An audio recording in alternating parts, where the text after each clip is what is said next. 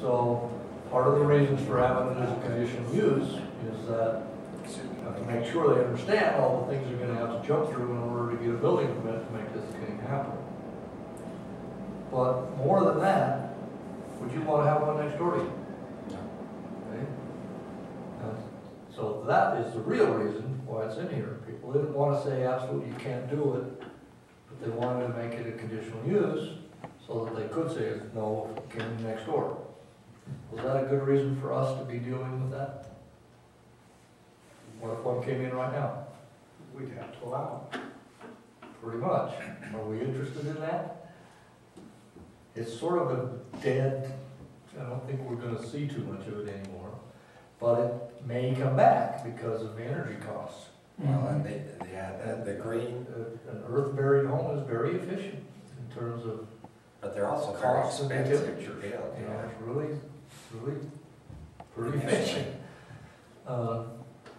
Thing is, like you're saying, it's almost a non-issue now because it would fall under building codes. But in this example, if we decide that's not something that would necessarily be wanted in this community, do we have the right to just take it out and eliminate it?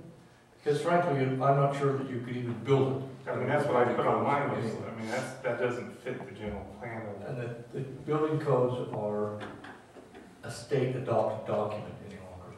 Local communities can't amend it or anything. If you want an amendment for your local community, you have to go to the state and get the state to adopt that amendment that applies to your community. And some communities have done so. Park City has some amendments, St. George has some amendments. Those are sort of extreme elevation issues, and that don't apply everywhere else. But if we were to want an amendment that says earth homes can be allowed in Pleasant View under the building code requirements, we'd have to go to the state and say, hey, we want an amendment, and I don't know whether they'd allow it or not. Is this even an extreme far-sighted issue as we go further up on the hill where they can actually go into the hillside then? It is possible, but the only way you can do that is by putting it, people nowadays will do that. They'll have a basement, has a walkout basement, and 2/3 of the thing is buried, okay? But you can only do that with rooms that you can't have weapons unless you have them out on the side that's exposed to the elements. Because you have to have an egress window, second means egress, and you have to have light and other sorts of things in it. So, well, you could put it as a fruit storage room or a rumpus room or a bathroom or something where laundry room, utility room, but you can't put bedrooms even in basements unless you can provide windows in. And so it's even going up on the hill where you can dig in there, you still got building codes to. That's answered my question. Okay. So let the building codes, so take this out and let building codes determine if it would work or not. Well, if we take it out, theoretically, and we need to make sure that when we go through that this is what we want. One of the things that I would propose that we do in every zone is say, other uses similar may be allowed administratively by the, community development department.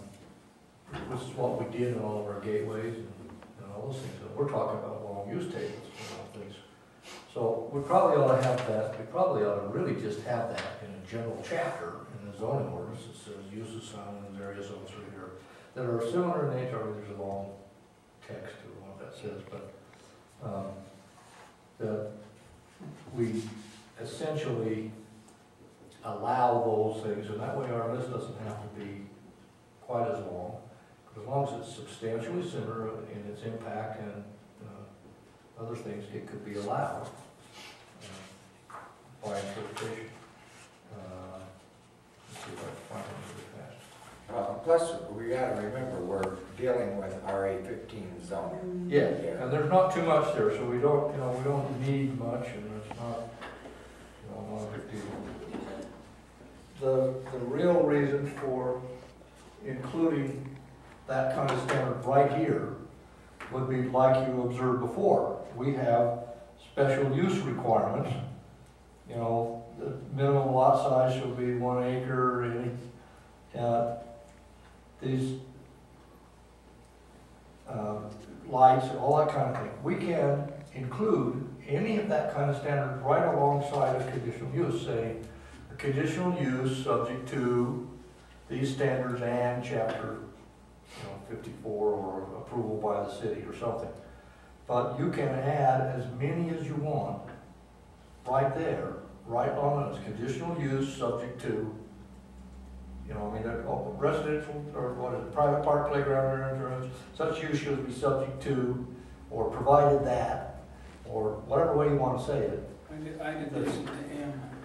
I think And it's- this says, that's why we said we're subject to item M up in the permitted uses, saying it's, So add special whatever uses. in there that you. and you can add as many of those as you want right here in these standards, and that's fine, that's absolutely fine. Under M, Yeah. Yeah, correct, yeah, okay. get within the zone, because then we don't need to go back and refer to the intent document, put it in the zone document. It seems to me that in this process, aren't we going to be creating a list of general items that will apply to any conditional use? Yes. That's correct. And so some of these could just refer back to that, which could be this section we just Could went be over, there, yeah. as well as any specifics that we'll do like we're talking here.